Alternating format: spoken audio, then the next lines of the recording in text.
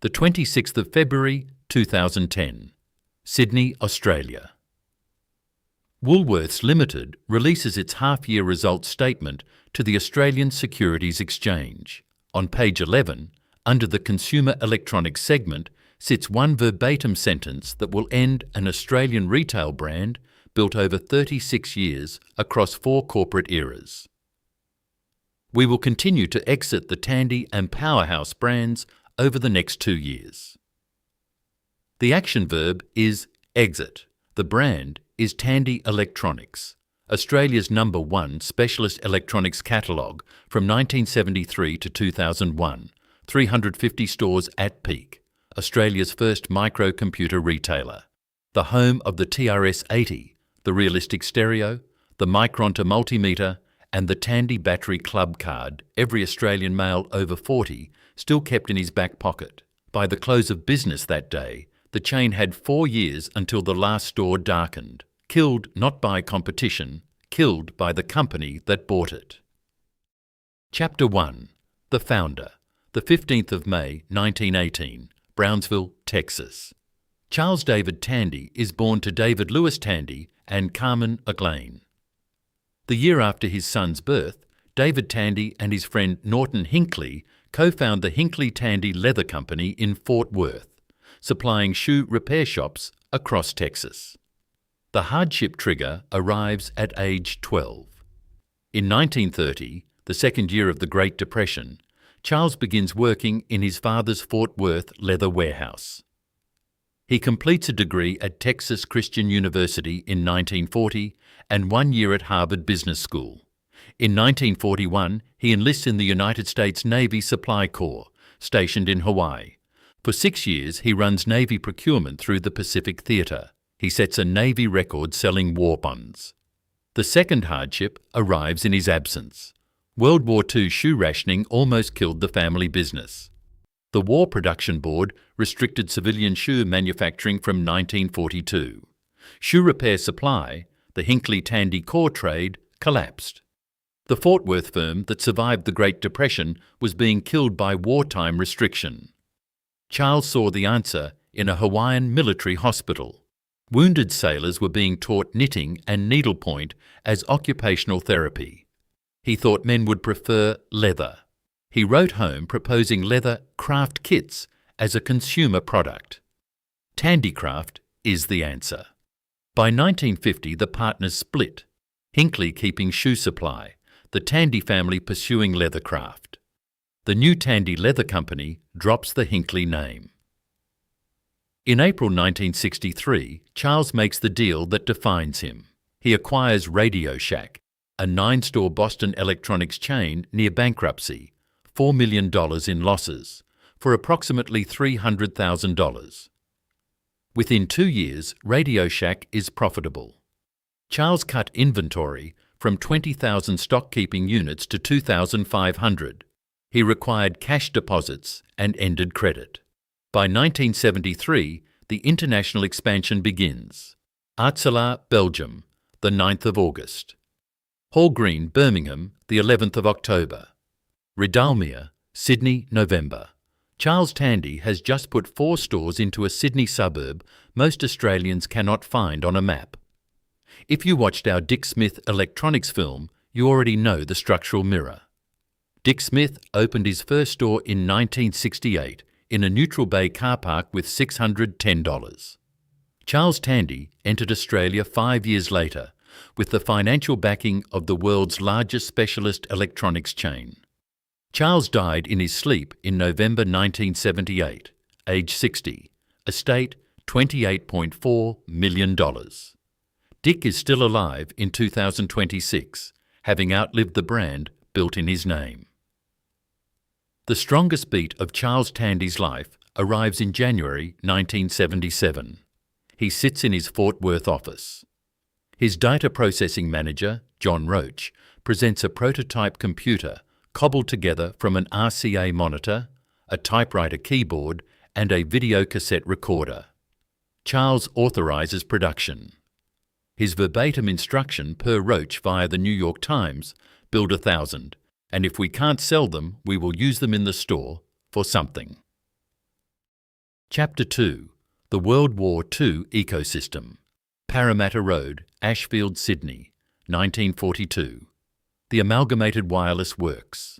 AWA is subsidiary. The Amalgamated Wireless Valve Company, AWV, extends its plant by 65,000 square feet.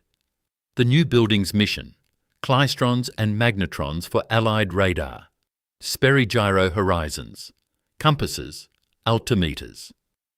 Across the war years, AWA Ashfield produces over 20,000 wireless telegraph transmitters and 8,000 aircraft navigational instruments for the Royal Australian Air Force, the United States Army Air Force, and the Royal Air Force.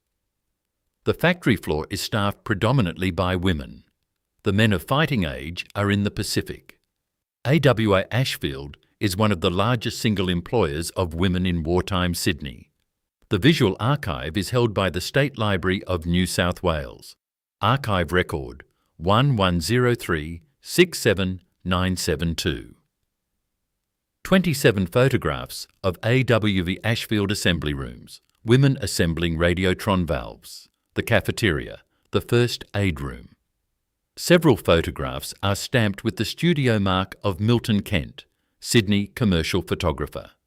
Milton Kent is the named Australian photographer who documented the World War II. Electronics industry, the same way Max Dupont documented Sydney bathers. The negatives sit in the State Library archive in 2026. 1956. AWA opens a picture tube plant at Rydal Mere, Western Sydney. The post-war shift from valve electronics to television. Same suburb, same supply chain. The Australian women who built radar magnetrons in 1942 were the same workforce building television picture tubes in 1956. The Concord Council tip becomes the post-war disposal site for surplus military electronics through from 1945 to 1955. Gary Johnston, born 1949 at Concord, future founder of Jaycar Electronics, frequents the tip. Scavengers parts from AWA and Philips. Builds amplifiers from war salvage. By 1975, Gary will be Dick Smith Electronics Marketing Manager. By 1981, he will found Jaycar. Now read this. The same Rydal Mere, where AWA built its picture tube plant in 1956, was the same Rydal Mere where Tandy Corporation rented its first Australian office. In November 1973. The same Sydney suburb. 17 years between the AWA factory and the American invasion that would compete to sell its descendants. Walking distance from the picture tube plant. If you've watched our Dick Smith Electronics film, you know AWA Ashfield from the Coast Watchers angle. If you've watched our Jaycar film, you know AWA from the Concord tip angle. Now you know AWA from the Tandy angle, the Rydal Mere geographic coincidence. 3 episodes, 3 lenses, 1 factory. Chapter 3. The Build. November 1973. Tandy Corporation opens 4 Radio Shack-style stores in Australia, administered from the rented Rydal Mere office and warehouse. The branding decision is deliberate. In the United States, the chain is Radio Shack. In Australia, the brand is Tandy. The house components label, however, remains RS, and in Australian slang of the 1970s, RS meant ratchet. Ike Bain records the brand collision in The Dick Smith Way, published 2002. Tandy management never counted it. The Australian response is immediate. Dick Smith, 29 years old, publicly attacks Tandy's arrival. Outside Tandy's York Street City store in 1975, Dick organises a street protest. His verbatim objection, recorded in Bain's biography: Tandy are prepared to operate for a period of 5 years at a financial loss to set up in Australia. This is not free enterprise.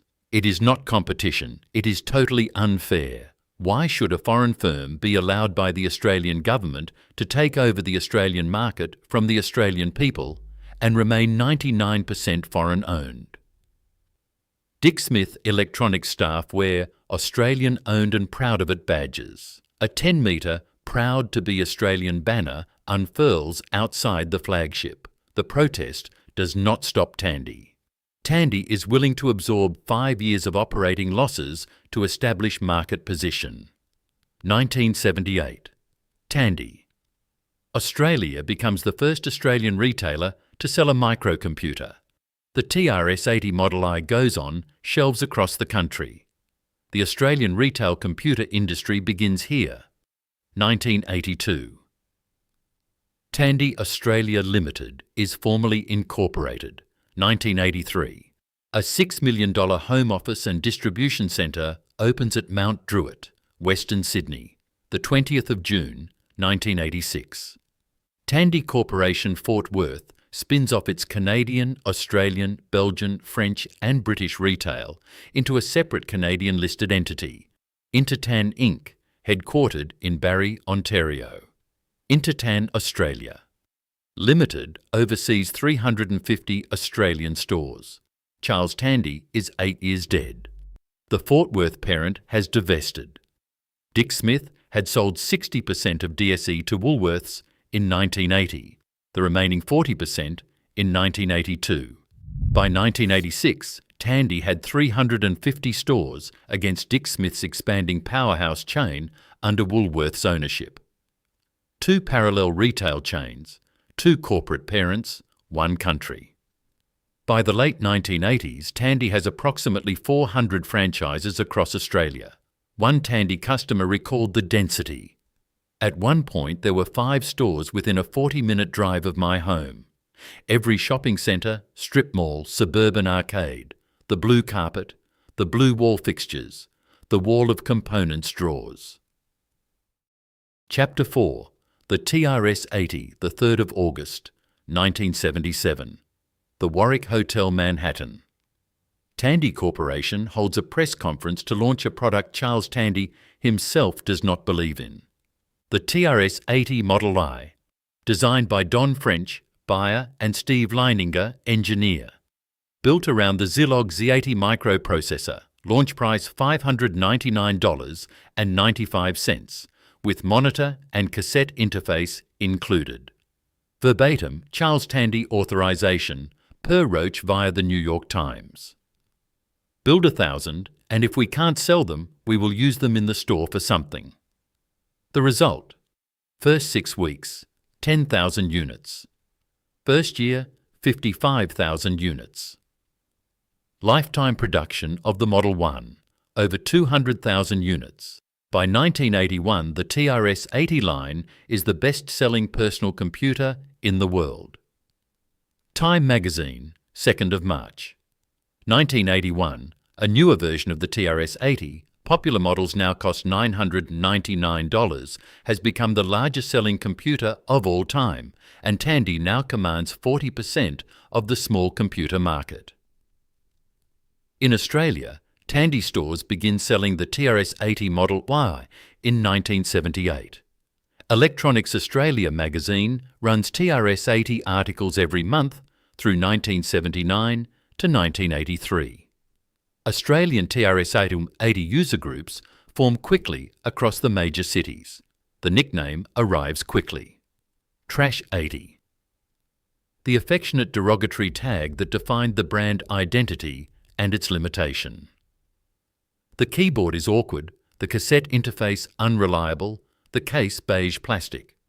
But the price undercuts Apple by a factor of 2 and IBM by a factor of 3. For an Australian household in 1980, considering a first home computer, the TRS-80 is the only one in the suburban shopping centre. The closed ecosystem strategy is what kills it. John Roach, born 22nd of November 1938 in Stamford, Texas, became Tandy CEO in 1981. He keeps the TRS-80 platform walled. TRS-DOS runs Tandy software only. The peripherals are Tandy only. The retail channel is Tandy only. While Apple and IBM build open ecosystems, Roach insists Tandy controls every link. By 1984, the strategy has collapsed. Apple's Macintosh launches January 1984. IBM compatibles flood the market. Radio Shack's PC market share falls from 19% to under 9%. John Roach dies 20th of March 2022. But what the closed ecosystem strategy could not erase was what the TRS-80 had already launched in Australian households. In 1978, a Canberra computing professional named Anthony Barry brought home a TRS-80 Model Y. In September 2021, Barry wrote about it on the Australian National University Link mailing list. His verbatim account: "I brought home a Radio Shack Tandy TRS-80 in 1978 based on a Z80 8-bit CPU chip, 8 kilobytes of ROM containing the operating system, 8 kilobytes of RAM and an audio cassette player for storage. Still got it too. It still worked a decade or so ago." Then the line that closes the chapter: "I purchased the TRS-80 as a hobby for me. I almost had to book time on it or wait till the kids had gone to bed." Barry's 3 sons taught themselves to program on that single Tandy machine. One became Deputy Director of Data 61, the CSIRO digital research arm. Another became Principal Software Developer for Oracle in Australia. The third retired from the Defence Science and Technology Organisation around the age of 40. Tony Barry's verdict on the machine: it certainly changed their lives. One household, one TRS-80, 3 Australian technology careers. Read that again. Chapter 5. The Inheritance. The 4th of November 1978, Charles Tandy dies of a heart attack in his sleep at his Fort Worth home. 60 years old. Estate $28.4 million. Buried at Greenwood Memorial Park, Fort Worth. A statue stands at Charles D. Tandy Hall, Neely School of Business, Texas Christian University. Phil North acts as interim chairman from 1978 to 1981. John Roach takes the chief executive role in 1981. The empire has no founder. Through the 1980s, Tandy Corporation runs the world's largest specialist electronics retailer, approximately 7,000 outlets globally at peak. Radio Shack stores across the United States. Tandy stores in 9 countries. The TRS-80 line generates 20% of corporate profit through the early 1980s.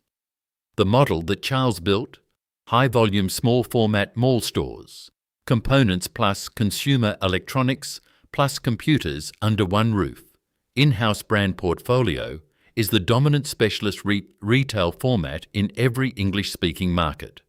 The 20th of June, 1986. Tandy Corporation Fort Worth spins off its international retail into Intertan Inc. Intertan Canada Limited oversees 873 stores. Intertan Australia Limited oversees 350 Australian stores. The European operations consolidate. The Fort Worth parent retains only the United States Radio Shack business. The decision is strategic. The American parent wants to focus capital on the American market. The international chains are non-core. The 1990s are a slow contraction for Intertan's international portfolio. 1993, the French stores filed bankruptcy in December and shut down with the Belgian distribution centre. 1999, Carphone Warehouse bought the remaining British shops after Intertan had closed 69 of the 338 UK Tandy stores. 2000, Radio Shack Corporation, renamed from Tandy Corp that same year, bought back Intertan's Canadian operations. Intertan Australia was positioned for sale. In April 2001, Woolworths Limited bought Tandy Australia from Intertan Australia Limited for $112.6 million Australian dollars, 222 stores. The supermarket giant paid roughly $507,000 per store, less than the cost of one suburban Coles supermarket, for Australia's #1 specialist electronics catalogue. If you've watched our Dick Smith Electronics film, you know Woolworths already owned Dick Smith Electronics. 60% was acquired in 1980, the remaining 40% in 1983, for a combined total of approximately $25 million. By April 2001, Woolworths now owned Australia's two largest specialist electronics chains simultaneously. Tandy operated as small format mall stores, while Dick Smith was a larger format with the Powerhouse big box variant. Two retail brands, two store networks, one parent. The structural overlap was obvious from day one. Either one would eventually have to die. The Woolworths corporate history file at woolworthsgroup.com.au records the moment verbatim. In 2001, we add Tandy to the Dick Smith Electronics division. Tandy was an addition to a Dick Smith division. The acquired brand was, in Woolworths' own corporate language, the junior partner from day one. Chapter 6. The Parallel Years. April 2001 to early 2008. 7 years of dual-brand parallel operation. Tandy stores stayed Tandy. Dick Smith stores stayed Dick Smith. Powerhouse rolled out as the big box Dick Smith variant from 1996. Woolworths Limited, as parent, ran all three brands through the consumer electronics division. The combined network at the 2001 acquisition was over 500 stores nationally, the largest specialist electronics retail portfolio in Australian history. The Tandy Australia catalogue was printed annually and distributed through every Australian Tandy store. The iconic red and white masthead, the components catalogue that every Australian hobbyist circled with a marker pen. The masthead phrase that gave this episode its title, Australia's No.1 electronics catalogue, the brand promise that died. The Tandy Battery Club card was wallet-sized, free, and entitled the holder to one free battery per month per store visit. It predated modern loyalty schemes by 20 years. Every Australian male over 40 who built a model rocket, a CB radio, or a kit amplifier in his teens carried the card. The name and address policy required Tandy staff to record the name and address of every customer making a purchase, written by hand into a register book at the counter. This predated modern customer relationship management software by 30 years. The Tandy customer database in Australia held millions of records by 2001, a marketing asset Woolworths inherited but barely used. House brand depth included the realistic SDA 2080 stereo receiver, the iconic 1980s home stereo found in countless Australian rec rooms, the realistic Minimus 7 bookshelf speakers, the compact speakers that defined budget home audio through the 1980s and 1990s. Archer audio cables and components, the Micronta 22-220 FAT analog multitester, manufactured in South Korea. Every Australian electronics hobbyist's first multimeter, accurate enough for any kit-building project. Optimus speakers, NSL batteries, the house brand alkaline that made the Battery Club card viable. The Flavour Radio, Tandy's longest-running product, sold from 1972 to 2000. The pocket transistor radio every Australian dad gave his son for Christmas. From 2007 to 2008, Grant O'Brien's strategic review of Woolworths consumer electronics. The Westfield Hornsby Dick Smith flagship is renovated as Dick Smith Technology in early 2008.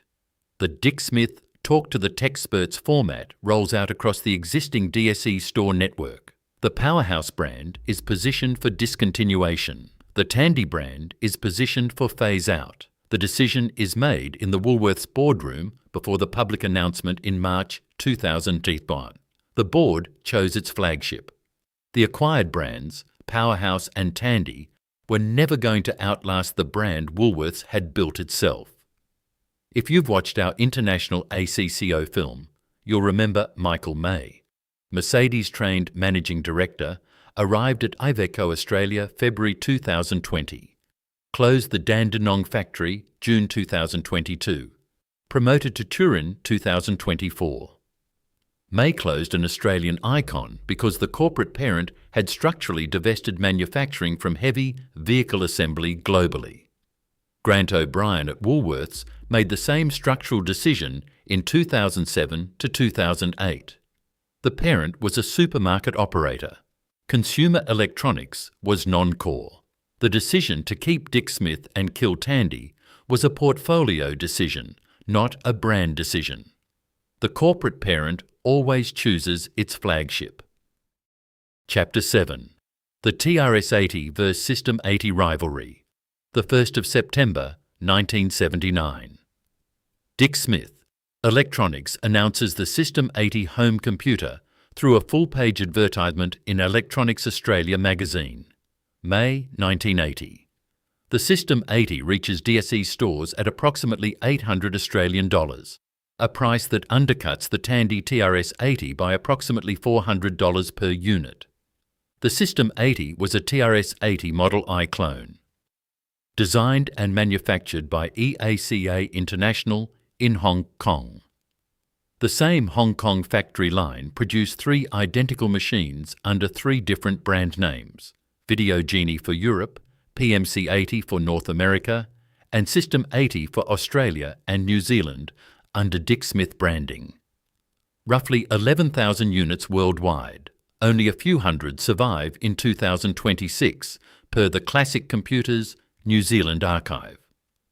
The Dick Smith Electronics technical staff who worked with EAPA on production fixes were named in the trade press: Gary Kratt, Jim Rowe, Rex Callahan.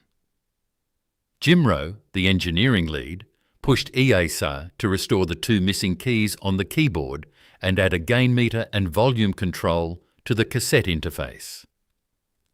These fixes made the System 80 functionally superior to the TRS-80 model what it was cloning. The Australian clone was, in technical terms, better than the original American product, reviewed in Electronics Australia through 1980 and 1981. The legal battle defines the era. Tandy Corporation pursued EAKA in the United States over the PMC 80 with lawyers.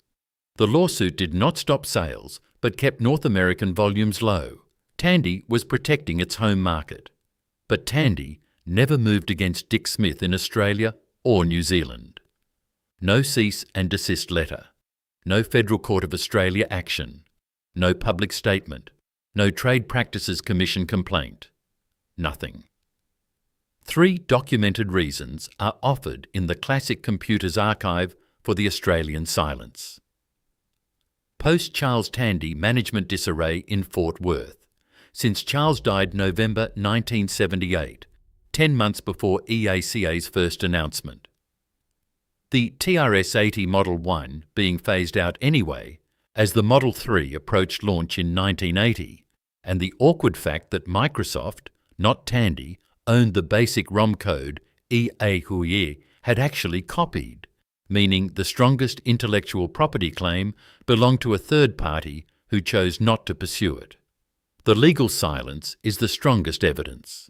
The biggest electronics retailer in the world chose not to sue the Australian larrikin, who cloned its flagship product on his own home turf.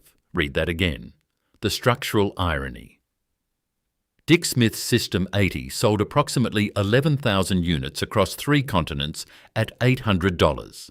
Tandy's TRS-80 sold over 200,000 Model 1 units globally, its Australian retail price substantially above the System 80 clone. The clone undercut the original by a significant margin on price. Tandy continued to sell the TRS-80 successfully through 1980 and 1981. The American brand could absorb the local clone in its own home market. But the American brand could not absorb being acquired in April 2001 by the same Woolworths Corporation that had bought Dick Smith in 1980. The cloner's corporate parent finished what the cloner started. 29 years between the System 80 launch and the Tandy brand extinguishment. Charles Tandy, dead since November 1978, never saw the symmetry close. Chapter 8. The Competitive Kill Zone. 5 p.m. Thursday the 19th of June, 2008. Sydney. The Apple Store at 367 George Street opens its doors. The first customer queued from approximately 9 a.m. the previous day, 30 hours early. The second largest Apple Store globally at opening, the world's largest Genius Bar at the time. Steve Jobs personally approved the George Street location. The store was designed as Apple's Australian flagship and the proof that Apple retail could work in any English-speaking market. By the end of opening weekend, approximately 30,000 Australians have visited the store. The 11th of July, 2008. 22 days later. The iPhone 3G launches at Apple George Street. The queue stretches around the block down Pitt Street. Australian Apple becomes a destination retail experience. The transformation of Australian consumer electronics begins on a single Sydney CBD city block. The structural killing follows over 5 years. Every category Tandy sold becomes obsolete or absorbed. The Walkman is replaced by the iPod, then the iPhone. The standalone digital camera is replaced by the iPhone camera. The handheld GPS unit is replaced by Google Maps. The CB radio is replaced by the mobile network. The calculator app is on every phone. The component-level home electronics hobbyist is replaced by the kid who downloads an app. Surface mount electronics eliminate the consumer market for through-hole components. The resistors and capacitors and transistors that filled the Tandy components drawer wall are now manufactured at sub-millimetre scale, soldered by robots. Accessible only to industrial customers. JB Hi-Fi was founded in 1974 by John Barbuto in Kayla, East Melbourne, the same year Tandy's first Australian stores opened. Sold in 1983 to Richard Burris, David Rodd and Peter Caserta. Management buyout in 2000. Floated on the Australian Securities Exchange in October 2003 at $1.55 per share. By 2009, over 100 stores nationally, $2 billion annual revenue. The JB Hi-Fi format is large box CD, DVD games, music, white goods, wide range, aggressive pricing, no commission sales, no franchise model. The opposite of Tandy in every dimension. Harvey Norman, Jerry Harvey's furniture and electronics big box chain. Over 200 stores by 2009. Massive electronics range. Marketed through every Sunday newspaper in Australia. Fundamentally different from Tandy's small format mall model. The Tandy positioning, small format, hobbyist niche, components, kits, CB radios, antennas, batteries was structurally obsolete by 2008. Apple killed the categories. JB Hi-Fi and Harvey Norman killed the format. The Tandy stores in Australian suburban shopping centres became museums to a retail model the consumer had already left behind. The blue carpet, the blue wall fixtures, the wall of components drawers, a staff of 1 or 2 on shift. The catalogue handed out at the counter to anyone who asked. The customer database, still updated by hand at the cash register, recording the name and address of a shrinking number of hobbyist customers. If you've watched our Dick Smith electronics film, you know the Apple JB Harvey trio killed DSE the same way it killed Tandy.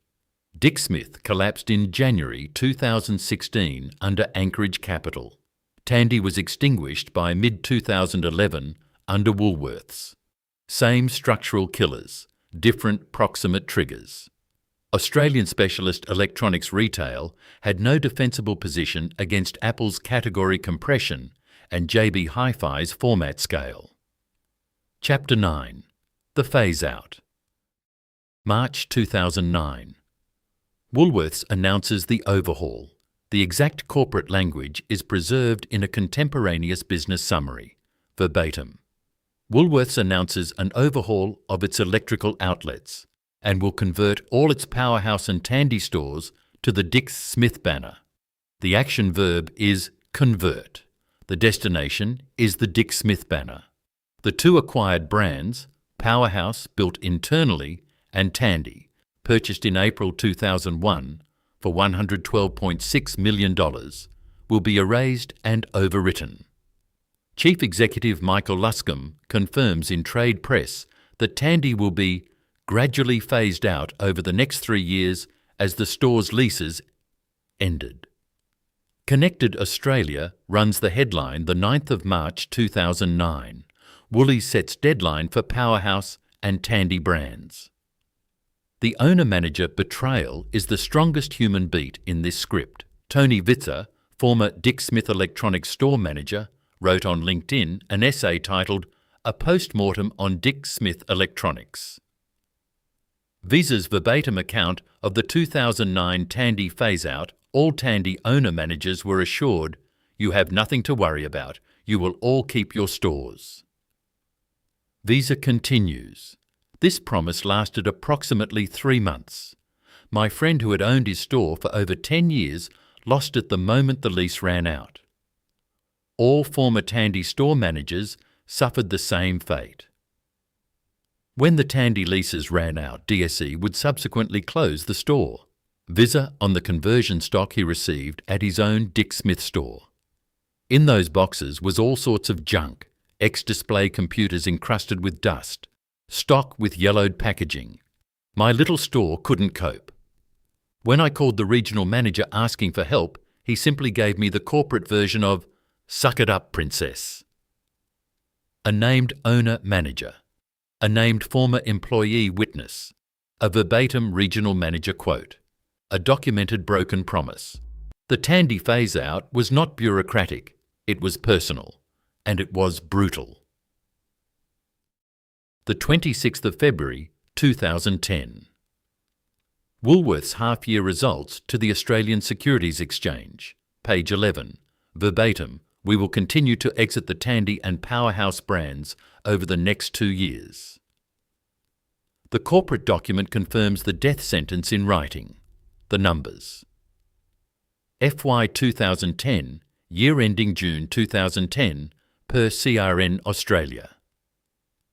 24 new Dick Smith stores opened, 40 Tandy stores rebranded as DSE, 19 Dick Smith stores closed outright, 25 Tandy stores closed outright.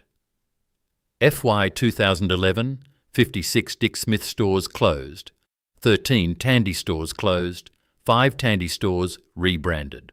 Total store count by mid-2011, 394 stores, 390 Dick Smith, just 4 Tandy. Late 2011. The tandy.com.au domain redirects to the Dick Smith website. The brand is functionally extinct. The last 4 physical stores closed through late 2011 and into early 2012. The chain that opened with 4 stores in November 1973 ends with 4 stores in November 2011. 38 years. Same number of stores, different country than the one Charles Tandy entered. Chapter 10. The Financial Autopsy. There is no court, no ASIC banning order, no criminal investigation. The Tandy phase-out was a strategic decision by a public company board, bureaucratic and final. The financial autopsy lives in the Woolworths annual reports and the trade press, not in a courtroom. Fiscal year 2010, the year ending June 2010. Combined Dick Smith plus Tandy earnings at Woolworths Consumer Electronics fell 45.2% year on year. The division reported losses in the second half. The first time Woolworths Consumer Electronics had reported a half-year loss since the 1980 DSE acquisition. The structural diagnosis from the trade press. Tandy's niche, components, CB radios, antennas, hobbyist kits, faced obsolescence as consumer demand shifted to high-volume flat-panel televisions and digital products. JB Hi-Fi and Harvey Norman outscaled DSE on range, pricing and sourcing. Woolworths, fundamentally a supermarket operator, lacked the specialist consumer electronics supply chain to compete on the high-volume categories. January 2012, Grant O'Brien, Woolworths chief executive announces the strategic review that will divest Dick Smith Electronics entirely. A $420 million restructuring provision booked against the consumer electronics division. O'Brien verbatim to investors. Dick Smith is non-core in the size and context of the broader Woolworths retail platform. The same corporate language pattern that retired Tandy 3 years earlier now retires Dick Smith. 26th of November 2012. Woolworths announces the sale of Dick Smith Electronics to Anchorage Capital Partners for a headline price of $20 million cash up front. The Anchorage strip begins. The story of the greatest private equity heist of all time, already documented in our Dick Smith Electronics film. The financial cost to Woolworths of the consumer electronics misadventure. Woolworths spent approximately 25 million Australian dollars acquiring Dick Smith Electronics from 1980 to 1982. 112.6 million Australian dollars acquiring Tandy Australia in April 2001. $137 million of acquisition capital across 2 transactions. Then in fiscal year 2012, Woolworths booked a $420 million restructuring provision against the consumer electronics division. Then accepted $20 million cash up front from Anchorage Capital for Dick Smith in November 2012. Then booked a net loss of $217 million on the divestment per CRN Australia. Read that line slowly. The supermarket giant paid approximately $137 million across 31 years to acquire Australia's 2 largest specialist electronics chains. It then spent over $400 million getting rid of them, including the Tandy extinguishment. Approximately 500 million Australian dollars of shareholder capital destroyed across the period from 1980 to 2012, consumer electronics misadventure. 2 acquired Australian retail brands. 2 corporate executions. 1 supermarket parent. If you've watched our Holden film, you recognise the parent divestment pattern. General Motors divested Holden Manufacturing in 2017. Woolworths divested Dick Smith in 2012. Woolworths extinguished Tandy in 2009 to 2011. Foreign-owned or conglomerate-owned Australian retail and manufacturing brands are non-core to their parents. They get the bureaucratic execution language, non-core, exit, phase out, convert, when the portfolio decision is made. ASIC investigates none of it. The Australian Securities and Investments Commission issued no public statement on the Tandy extinguishment. The pattern repeats across Toowoomba, Dick Smith, Clive Peters, and now Tandy. The corporate parent walks away. The regulator watches. Chapter 11. What remains? Stand on Parramatta Road, Rydalmere, Sydney, in 2026. The block where Tandy Corporation rented its first Australian office and warehouse in November 1973. Walking distance from the AWA picture tube plant of 1956. The office is gone. Drive 20 kilometres west to Mount Druitt. The $6 million Tandy Home Office and Distribution Centre opened here in 1983. Purpose-built for Australia's largest specialist electronics chain. By 2026, the Mount Druitt Retail Centre is anchored by Westfield Mt Druitt. Redeveloped March 2022 for $55 million. Its 2 anchor tenants are Coles and Woolworths. The supermarket giant that killed Tandy in 2009 is still trading on the same Western Sydney ground where Tandy's distribution centre once stood. Stand at 367 George Street, Sydney, in 2026. The Apple Store opened 19th of June 2008. Still trading. Still queuing for product launches. Walk into a JB Hi-Fi store. Category killer. The Hero Artefacts. The Powerhouse Museum in Sydney holds Tandy Radio Shack TRS 180 computers. Alongside the Dick Smith System 80 donated in 2012, by curator Damien MacDonald. The Australian Computer Museum Society preserves Tandy Model 1, Model 3, Model 4, colour computer and Model 100. The Tandy Battery Club card survives in private collections. The Micronta 22-220 multimeter still works in 2026. And Tony Barry's TRS-80, the machine that launched 3 Australian tech careers, was still in Barry's possession at his last public mention of it in 2021. Lesson 1. Corporate parents optimise for their flagship. Woolworths bought Tandy in April 2001 for $112.6 million and ran it in parallel with Dick Smith for 8 years. When the strategic review came in 2007 to 2008, the parent kept the brand it had built and extinguished the brand it had acquired. The owner-manager. Promise, you have nothing to worry about. You will all keep your stores. Was worth 3 months. Every Australian retail acquisition target in 2026 should know the Tandy story. The corporate parent always chooses its flagship. Lesson 2. A foreign giant can survive a local clone, but not being bought by the cloner's owner. Tandy Corporation sold over 200,000 TRS-80 Model 1 computers globally between 1977 and 1981.